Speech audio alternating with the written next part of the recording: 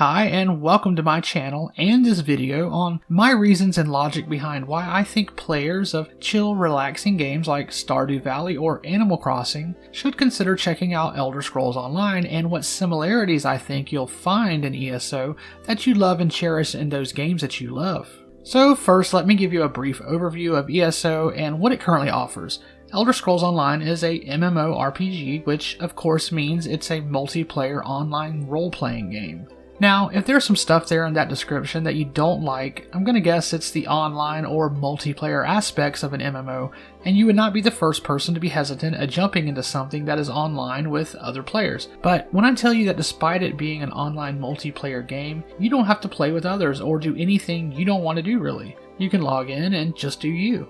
You will see other players, sure, but there is nothing that forces you to play with anyone else. Most of what the game offers can be yours to do with as you please, without ever grouping up with another player. There's so much freedom in what you can do, and you really are your own content. So let me get back to what ESO offers.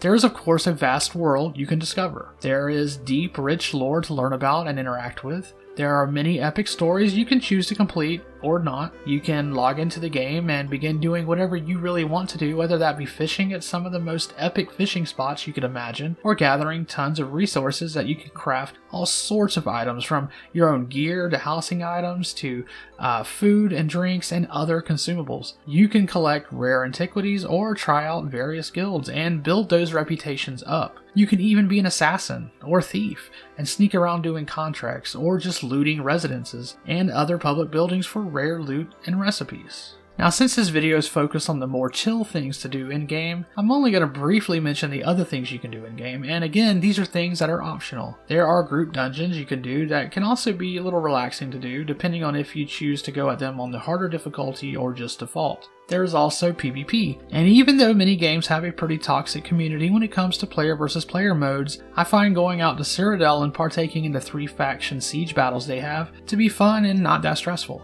Alright, so now that I've told you about the features the game has, let me dive into some of the more specifics on why I think this is a good fit for players of Animal Crossing and Stardew Valley and games like that.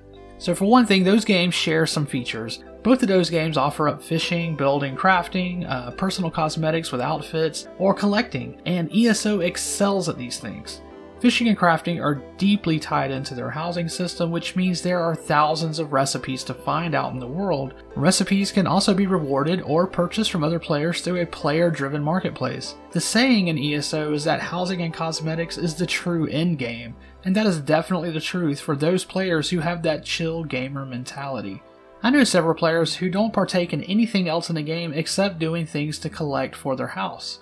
I know some players who spend hours as a thief searching for rare blueprints for themselves and selling off duplicates for great money. You don't have to go through any part of the story you don't want to, except a brief starter quest, and that's it. You can have multiple characters to do crafting with, and can even earn XP through daily crafting quests and never do anything else if you so desire.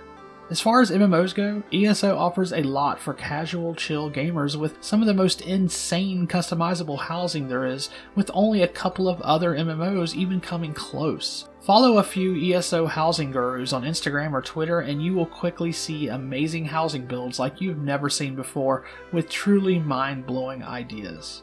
Now, if all of that was not enough, with ESO being on Steam, players who own a Steam Deck can now do all of those things I mentioned above, but from the convenience of a handheld gaming device. I myself don't own one yet, but I've seen other players on YouTube playing ESO and I am super jealous that I cannot lay in bed fishing or out doing antiquities. So for those of you who already own a Steam Deck, this is a perfect way to get in on ESO and to enjoy it in a way that is cozy for you, and with updates steadily coming out quarterly, including a huge new DLC coming in June 2022 with a new card playing feature that will yet be another chill way to relax and play ESO. I hope to see you in game soon.